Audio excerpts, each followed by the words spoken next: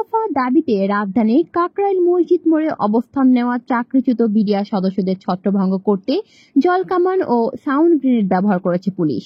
সোমবার দুপুরে চাকরিচ্যুত বিডিআর সদস্যরা যমুনার অভিমুখে যাওয়ার চেষ্টা করলে এই ঘটনা ঘটে। পরিস্থিতি নিয়ন্ত্রণে এলাকায় অতিরিক্ত পুলিশ মোতায়েন করা হয়েছে। ঘটনাস্থলে গিয়ে দেখা যায়, কাকরাইল মসজিদ মোড়ে অবস্থান নেওয়া চাকরিচ্যুত বিডিআর সদস্যদের সরে যাওয়ার আহ্বান জানান পুলিশ, কিন্তু সেই আহ্বানে তারা সাড়া না দিলে বেলা 12:15টার দিকে পুলিশ জলকামানে পানি ও কমপক্ষে 6টি সাউন্ড গ্রেনেড নিক্ষেপ করে। এ সময় পুলিশ সহ আন্দোলনকারীদের বেশ কয়েকজন আহত হয়। পাশাপাশি আন্দোলনকারীদের বেশ কয়েকজনকে আটক করতেও দেখা যায়। পরে পুলিশ ধীরে ধীরে আন্দোলনকারীদের মৎস্য ভবনের দিকে নিয়ে যায়।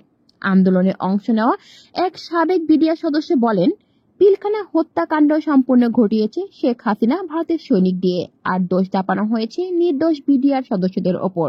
কলি শিকদার, বাংলা নিউজ নেটওয়ার্ক।